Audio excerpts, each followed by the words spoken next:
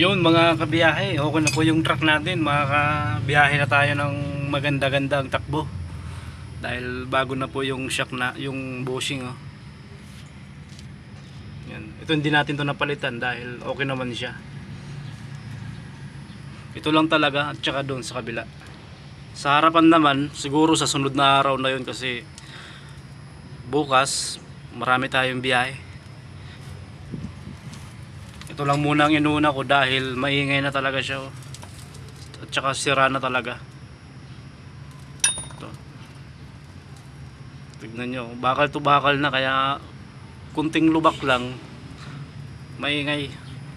At saka yung shock absorber mga kabiyahe, bago na rin yan lahat. Ipifix na natin to mga kabiyahe para nang sa ganun ay matapos na ang ating project. Lagyan pala natin to ng grasa para hindi siya kalawangin sa loob.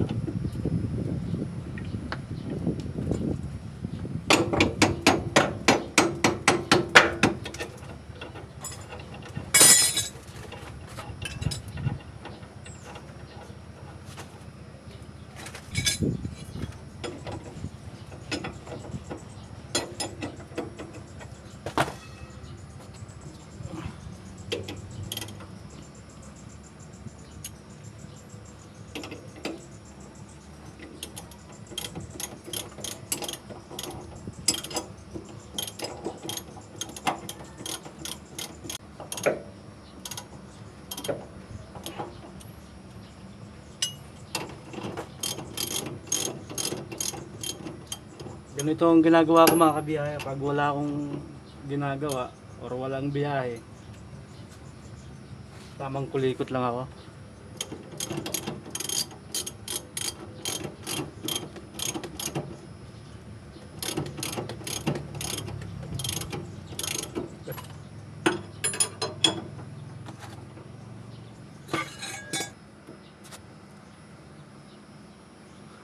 Pero mga kabiyahe, bago tayo gumawa sa ilalim, i-secure muna natin yung paligid. Kailangan safety tayo lagi. Pinsan nyo, meron akong jack. Tapos may kahoy na rin nakatukod. At saka sa harap, may kalso yan, dalawa. Kabilaan. Para safety. Sa sunod mga kabiyahe, bibilan natin dito ng rubber kasi nakalimutan natin bilan nung nakaraan eh. So lalagyan natin yan kabilaan, isasabay na lang natin sa sunod na araw. Sa harap, magtatrabaho naman tayo sa harap, magpapalit tayo ng bushing, so sasabay natin to kasi mahalaga rin to mga kabiyahe.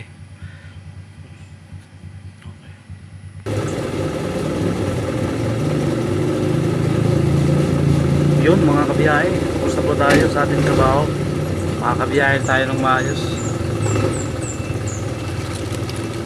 Maraming pong salamat mga kabiyahe.